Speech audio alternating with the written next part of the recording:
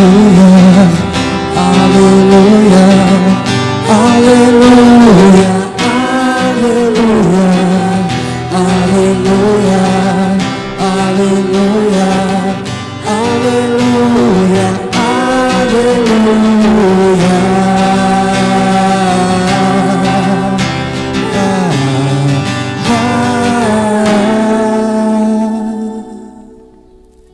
O Senhor esteja convosco.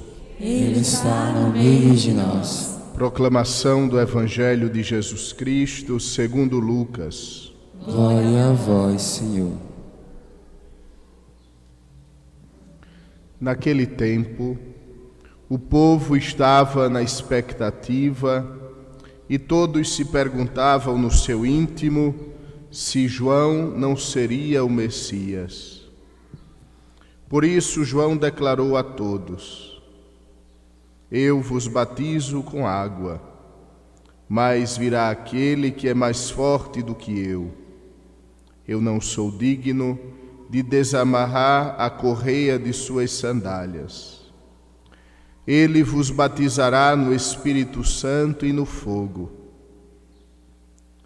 Quando todo o povo estava sendo batizado, Jesus também recebeu o batismo. E enquanto rezava, o céu se abriu e o Espírito Santo desceu sobre Jesus, em forma visível como pomba. E do céu veio uma voz: Tu és o meu Filho amado, em ti ponho o meu bem-querer. Palavra da salvação. Glória a vós, Senhor. Estimados irmãos e irmãs, hoje celebramos o batismo do Senhor e concluímos o ciclo do Natal. O batismo do Senhor é o batismo que Jesus recebeu de João Batista. O batismo de João Batista é diferente do nosso batismo cristão. Acabamos de ouvir o próprio João Batista explicando: eu vos batizo com água, mas virá aquele que vos batizará com o fogo e com o Espírito Santo. O batismo de João era um sinal externo, era um símbolo de o início de uma penitência, era o símbolo de uma caminhada interior para encontrar-se com Deus. Era o símbolo externo de uma purificação interna, enquanto o batismo cristão vai muito mais além. O batismo, por ser um sacramento, ele realiza efetivamente aquilo que significa. Esta é a diferença primordial entre um sacramento e um sacramental. O sacramento realiza em toda a sua força, em toda a sua potência, o gesto significado, enquanto o sacramental é apenas um símbolo exterior de uma realidade muito mais profunda. Resta-nos a pergunta: se o batismo de João era sinal de uma purificação interior, era sinal de um processo de conversão, o que Cristo vai fazer no Jordão e se dispõe a receber o batismo? Qual o motivo pelo qual o Senhor, também Ele, entra na fila dos pecadores para receber de João o batismo? Em outra passagem relativa a este texto, o próprio João se espanta quando vê Cristo que se aproxima dele. E João diz: quem deve ser batizado por ti sou eu, e tu vens a mim? E nosso Senhor diz: sim, mas por enquanto deixemos realizar toda a justiça. A resposta, amados irmãos, é que Cristo, descendo as águas do batismo de João, Cristo assume em si, mais uma vez, agora publicamente, Cristo assume a humanidade. Cristo se dispõe a carregar a humanidade pecadora nos seus ombros. Ele, que viveu em tudo a condição humana, menos o pecado, agora assume sobre si o pecado da humanidade e irá levá-lo à cruz, irá levá-lo ao patíbulo da cruz para ali dissolver o pecado da humanidade na imensidão do seu amor. É por este motivo que também Jesus se batizou. Hoje é muito útil, hoje é salutar, hoje é importante que nós meditemos sobre o nosso batismo, que, como disse, difere do batismo de João, porque o batismo cristão, ele realiza o que significa, ou seja, a purificação completa de todos os pecados, do pecado original, mas não apenas isso. O batismo repete para cada um de nós o que nós ouvimos no final do Evangelho. O céu se abriu, o Espírito desceu sobre Jesus e do céu uma voz proclamou: Tu és o meu Filho amado, eu hoje te gerei. Ou como no Evangelho, Tu és o meu Filho amado, em ti ponho o meu bem-querer. No dia do nosso batismo, o céu se abriu sobre nós. No dia do nosso batismo, o Espírito Santo, pairando sobre as águas, iniciou uma nova criação. Notem que na primeira criação, na criação do mundo, também o Espírito pairava sobre as águas, e a voz de Deus criou todas as coisas. Agora, no nosso batismo, o Espírito paira sobre as águas e Deus não só cria uma realidade, mas Deus recria. Deus faz uma nova criação. Em outras palavras, Deus nos faz passar de criaturas para filhos. O batismo nos torna filhos de Deus. E como eu repito em todo batismo, quem é filho é herdeiro. O batismo nos torna herdeiros do céu, herdeiros da vida eterna, herdeiros de uma promessa perpétua. E a promessa perpétua é que Deus nos fará felizes para sempre. É que no final desta vida nós encontraremos a plenitude da própria vida, entrando na eternidade de Deus e saindo na fugacidade das coisas deste mundo. Mas o nosso batismo também nos faz irmãos. Ora, se no batismo somos adotados por Deus como seus filhos, somos filhos no seu Filho Jesus Cristo, nós nos tornamos irmãos. Nós rezamos Pai Nosso para poder viver como irmãos. A fraternidade, muito mais do que uma palavra, ela deve ser um modo de vida. Todas as outras pessoas, todos os outros batizados realizam comigo esta unidade. Todos os outros batizados formam comigo uma cadeia, formam comigo um corpo, que é a igreja. Por isso, o respeito pelo outro, por isso, o amor concreto pelo outro, por isso, a caridade, por isso que o outro não pode passar uma necessidade sem que aquela necessidade do outro também seja minha necessidade.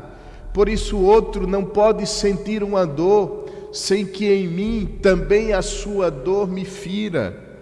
porque o outro é filho de Deus como eu, porque o outro carrega em si a unção do Espírito Santo que eu também carrego na minha vida.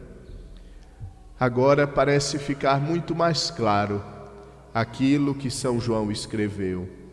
Quem diz que ama a Deus e não ama o irmão é mentiroso.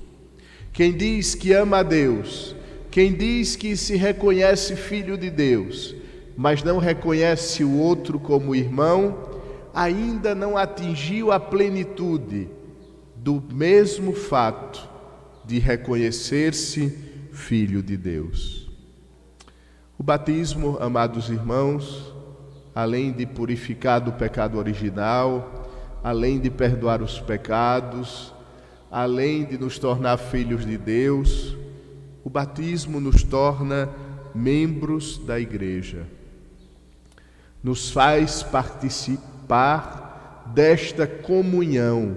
É o que nós professamos no credo, a comunhão dos santos, ou seja, a unidade de todos na igreja em vista do bem comum. A igreja, nos diz São Paulo, é o corpo de Cristo e cada um de nós é uma célula desse corpo. Cada um de nós, inserido pelo batismo no corpo de Cristo, faz todo o corpo funcionar. Por isso o batismo carrega em si uma exigência, a participação na igreja. E essa participação, ela se dá de muitos modos. Ela se dá na oração comum, ou seja, na oração que fazemos juntos. Ela se dá na evangelização. Cada batizado, cada um ao seu modo, carrega em si o dever de evangelizar. Por isso São Paulo afirmou: ai de mim se não evangelizar. Ai de mim se não evangelizar, por quê? Porque se eu não evangelizo, eu não vivo o meu batismo. Mas, amados irmãos, ainda manifesta-se esta comunhão e esta participação na igreja, manifesta-se pelo saber sofrer e oferecer este sofrimento para o bem de toda a humanidade. Cada um de nós, pelo batismo, vive uma experiência belíssima que é o sacerdócio comum dos fiéis. Todos nós batizados somos sacerdotes, não o sacerdócio ministerial de Cristo que o padre possui, mas o sacerdócio comum dos fiéis. E por meio desse sacerdócio, cada um pode oferecer a Deus os sofrimentos, as alegrias, a própria vida. Cada um pode oferecer a Deus o trabalho. Cada um pode oferecer ao Senhor, do seu modo e de acordo com o que Deus chama, propõe e convida, pode oferecer a Deus o sacrifício da sua vida. E unido ao sacrifício do altar, redime a humanidade. É neste sentido que daqui a pouco, após o convite, orai, irmãos e irmãs, o padre irá dizer: para que o nosso sacrifício seja aceito por Deus Pai Todo-Poderoso. Este sacrifício, que está no plural, é o sacrifício do Padre, que oferece a Deus Jesus Cristo, vítima pura para redimir a humanidade. E é o sacrifício de cada um de nós, que unido ao sacrifício do Senhor, também redime a humanidade.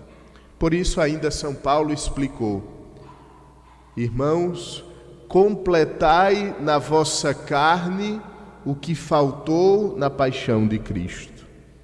E o que faltou na paixão de Cristo? Se tudo o que Cristo faz é perfeito porque Ele é Deus, o que faltou na paixão de Cristo foi a minha participação. porque eu, pelo batismo, estou inserido no corpo de Cristo. E quando eu participo dos sofrimentos de Cristo, eu completo na minha carne a sua obra salvadora. E assim participo da redenção da humanidade, começando pela salvação da minha família. Como seria bom que cada missa fosse ocasião para oferecermos a Deus sacrifícios, o sacrifício de Cristo e o meu sacrifício pela minha família, para que a minha família tenha uma experiência com o Senhor, para que Jesus não seja na minha família uma ideia, ou pior ainda, uma lenda, mas que seja uma pessoa sem a qual não se pode viver. Rezar pela família é muito mais do que pedir coisas para ela. Rezar pela própria família é pedir que cada um faça uma experiência pessoal com Jesus, que cada um deixe-se tocar por este amor de Cristo, amor tão grande que vem a nós para nos dar a vida verdadeira.